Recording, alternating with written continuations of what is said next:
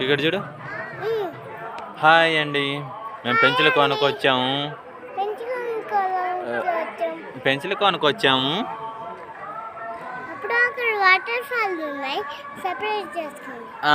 ఇంకా పో. Hello hi అండి, మనం పెంచుల కోన పుణ్యక్షేత్రానికి వచ్చాము. ఇక్కడ ఆదిలక్ష్మి అమ్మవారి దర్శనం చేసుకుందాము. ఎలా ఉంటుందో ఒకసారి చూద్దాం రండి. చూస్తున్నారు కదా, ఇది అమ్మవారి దర్శనానికి వెళ్ళే మార్గంలో మామూలుగా జలపాతం అనేది ఉంది. ఎక్కువ వర్షం పడ్డప్పుడు ఈ జలపాతం అనేది పారుతుంది. ప్రజెంట్ కొద్దిపాటి వర్షాల వల్ల కొంచెం మాత్రమే పారుతూ ఉంది. చూస్తున్నారు కదా, ఈ ఆదిలక్ష్మి అమ్మవారు చాలా విశిష్టత కలిగిన వారండి. అమ్మవారు దేనికంటే సంతానం లేని వాళ్ళు చాలా ఎక్కువ మంది ఇక్కడికి వచ్చి ముడుపులు కట్టి వాళ్ళు కోరుకున్న కోరికల్ని నెరవేర్చుకుంటుంటారు. అంతేకాకుండా పిల్లలు లేని వాళ్ళు కూడా ముడుపులు కట్టి సంతాన భాగ్యాన్ని పొందుతూ ఉంటారు. అది ఎక్కడ ముడుపులు కడతారు, ఎలా కడతారు, ఏంటి అనేది ఒకసారి ఇంకా లోపలికి వెళ్ళి చూద్దామండి. చూస్తున్నారా, ఇదే దారి.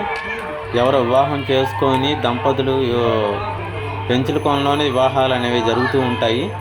చేసుకొని అమ్మవారి దర్శనానికి వెళ్ళి వస్తూ ఉన్నారు.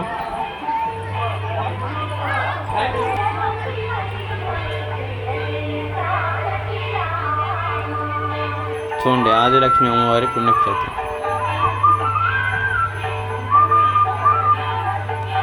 ఇక్కడే లక్ష్మీనరసింహస్వామి కూడా ఉన్నారు. అది వేరే మార్గంలో ఉందండి, వేరే రూట్ అది. అక్కడికి కూడా వెళ్దాం, అది ఇంకో వీడియోలో చూపిస్తాను. ఇదిగోండి, చూస్తున్నారు కదా అమ్మవారి దేవాలయం ఇది. ఇక్కడ అమ్మవారి పట్టు చీరలు, అమ్మవారి కట్టిన చీరలన్నీ ఇక్కడ వేలం వేసి కొనుక్కొని వీళ్ళు అమ్ముతూ ఉంటారు.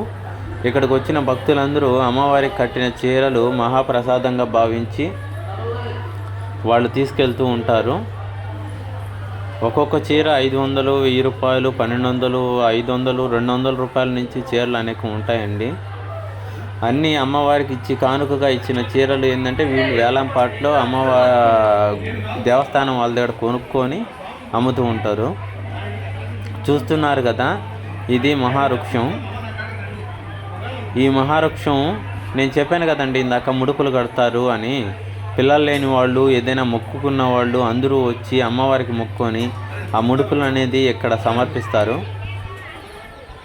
ఇక్కడ ఈ చెట్టుకి ముడుపులు కట్టి పోయిన వాళ్ళకి ఇంతవరకు కోరిక జరగలేదు అన్న ప్రసక్తి అనేది రాలేదు.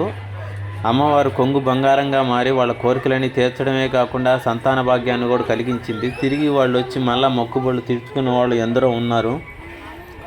వీళ్ళు కూడా అలాగే మొక్కులు తీర్చుకునే దానికి వచ్చిన భక్తులు.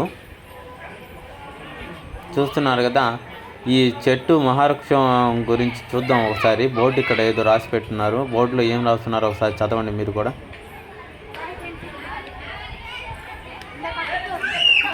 చూశారు కదా, ఇలా అమ్మవారి దర్శనానికి కూడా ఒకసారి వెళ్దాం. కానీ అమ్మవారి దర్శనానికి వెళ్ళడానికి వీళ్ళు దేవస్థానం కమిటీ వాళ్ళు వీడియో తీయడానికి ఒప్పుకుంటారో లేదో తెలియదు. వీలైనంత వరకు నేను ప్రయత్నిస్తాను. ఇదిగోండి అమ్మవారి దేవాలయం, మెట్లు ఎక్కుతున్నామండి. అమ్మవారి గుళ్ళోకి ప్రవేశిస్తున్నాము.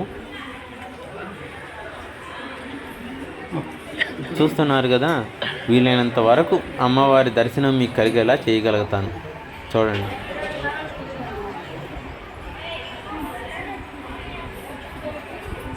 ఆదిలక్ష్మి అమ్మవారు. చూస్తున్నారా, అందరికీ ఈ భాగ్యం దక్కదు.